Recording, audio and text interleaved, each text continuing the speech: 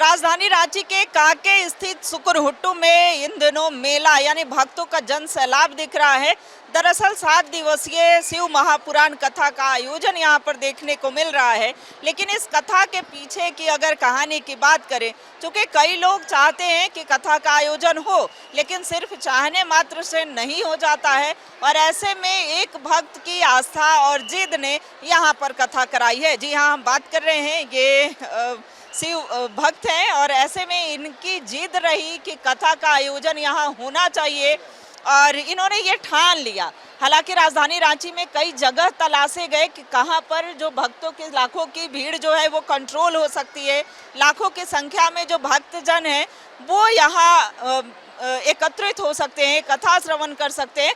काफ़ी मशक्कत करनी पड़ी, लेकिन ये अपने जिद पर अड़ी रही और कथा का आयोजन हुआ। कैसे और कब आपने जिद ये ठाना था कि कथा का आयोजन? कथा जो भी सुनते हैं ना, उन सभी भक्तों को मन होता है, चाहे उनके पास कुछ हो या ना हो, कि मैं भी एक बार कथा कराऊं। मैं उनका कथा सुनती थी और सोचती थी कि कब ऐसा मौका मिलेगा। हाँ, मन में सोचती थी। तो फिर भोलेनाथ से कहती थी, पर बाबा एक बार रांची में भी कथा हो जाए, एक बार रांची में भी आ जाए। देवघर गई थी ना, तो वहाँ से कथा के लिए बोल के आई थी कि एक बार रांची में भी आइए। तो हम लोग को अचानक से फिर कथा मिला, हम लोग गए सीहोर।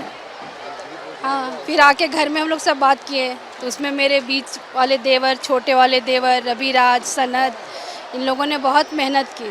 और फिर हम लोगों ने शिवाला सेवा समिति बनाया कि सबको काम कैसे करना है। फिर वो लोग बहुत मेहनत करे, 2 महीने से दिन रात एक करके काम किया उन लोगों ने। और बाबा ने बहुत कृपा की, खूब परीक्षा ली, लेकिन फिर भी कथा बहुत अच्छे से संपन्न हो रही है। और कल कथा का समापन है। बस भोलेनाथ से विनती है कि जो भक्त सुनने आए हैं, उनकी सबकी मनोकामना, उनका हर रोग दुख कष्ट सब खत्म हो, सबका भंडार भरे, कल्याण हो। और हमेशा कथा रांची में बाबा आते रहे और हम लोग हमेशा श्री पंडित जी प्रदीप मिश्रा के मुख से कथा वाचन होता रहे और हम लोग का जीवन उन्नति की ओर जाए और सबका कल्याण हो, सनातनियों का कल्याण हो। चलिए, ये रात में भी जो है, ये रात्रि के समय में भी जो है जब उठती हैं तो भगवान का नाम जाप करने लगती हैं। हाँ, रात में नींद खुलता है तो श्री शिवाय नमस्तुभ्यम, श्री शिवाय नमस्तुभ्यम अनगिनत बार बोलते बोलते फिर सो जाती हूँ। फिर 3-4 बजे मेरा आदत है सुबह 4 बजे उठने का, तो फिर 4 बजे उठती हूँ, फिर श्री शिवाय नमस्तुभ्यम बोल के फिर अपना उठ के अपना नित्य कर्म पूजा पाठ शुरू, फिर बच्चों का स्कूल। तो भक्ति में शक्ति और आस्था इतनी कि देवघर में जब कथा हुई थी, चूंकि इस प्रदेश में ये इनकी तीसरी कथा है, देवघर, जमशेदपुर और उसके बाद रांची में कथा हुई। लेकिन ये जो भक्तों का जन सैलाब है, 5 लाख से अधिक की संख्या में आज भीड़ हुई, भक्त जन जुटे। कल बाबा की कथा का समापन भी हो जाएगा, थोड़ा भावुक क्षण भी होगा। बहुत भावुक क्षण होगा। आज से ही लग रहा है कि हम लोग का ये त्यौहार जैसा, घर का एक शादी ब्याह का उत्सव होता है ना, सब लोग बिजी, ये काम वो काम। कल से लगेगा कि कुछ खो गया, कुछ हमारा खो गया। बाबा चले जाएंगे तो ऐसा ही लगेगा ना। थोड़ी भावुक भी हो रही हैं और बाबा जब चले जाएंगे तो लगेगा कि चूंकि व्यस्तता पिछले 2 महीने से तैयारी चल रही थी। ये कथा आप सुन रहे होंगे कि पिछले 6 दिनों से चल रही है, लेकिन तैयारी पिछले 2 महीनों से चल रही थी। 50,000 से अधिक की संख्या में लोगों का भंडारा चलता है। व्यवस्थाएं किस तरह से बनी रहती हैं और ये इनका जिद कैसा रहा था? देखिए, जीत तो नहीं बोलेंगे, जीत है ये। जीत नहीं, ये जीत है ये।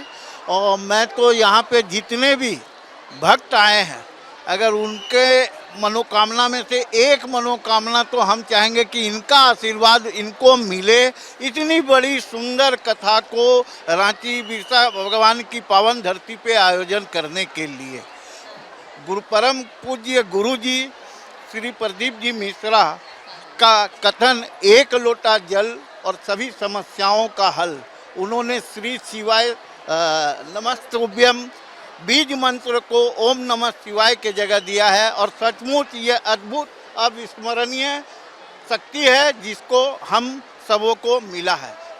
चलिए, तो बहुत बढ़िया, बहुत सुंदर। अच्छा, कैसी अनुभूति हो रही है सर? पिछले 7 दिनों से इस गौशाला, बगल में गौशाला भी है। देखिए, जो ये गौशाला की भूमि है ये तो पवित्र है ही, और इसके बाद भी जो है ये और पवित्र हो चुकी है।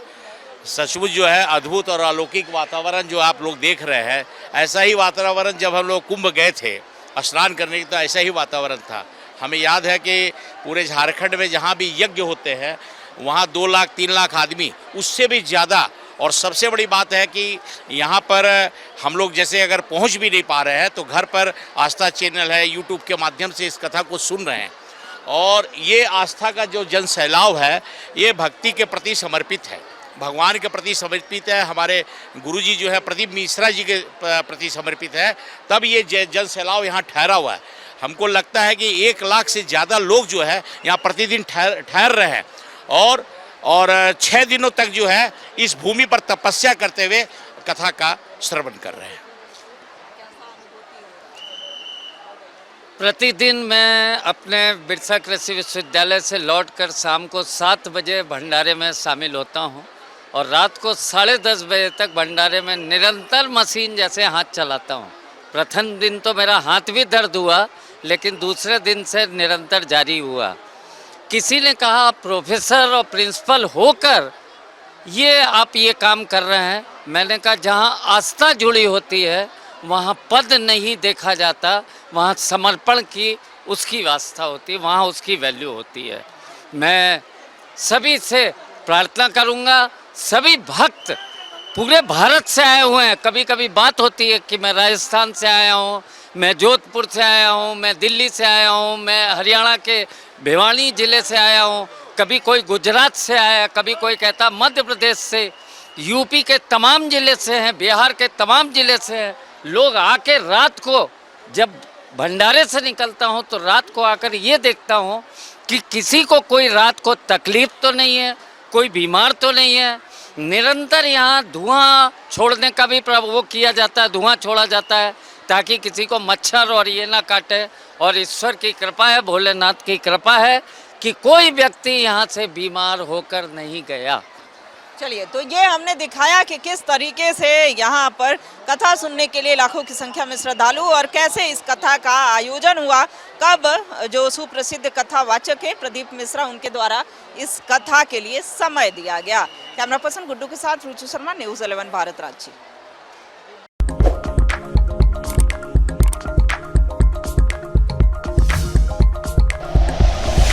Like and share videos, subscribe करें हमारा चैनल और प्रेस करें बेल आइकॉन। न्यूज़ 11 भारत, सच है तो दिखेगा।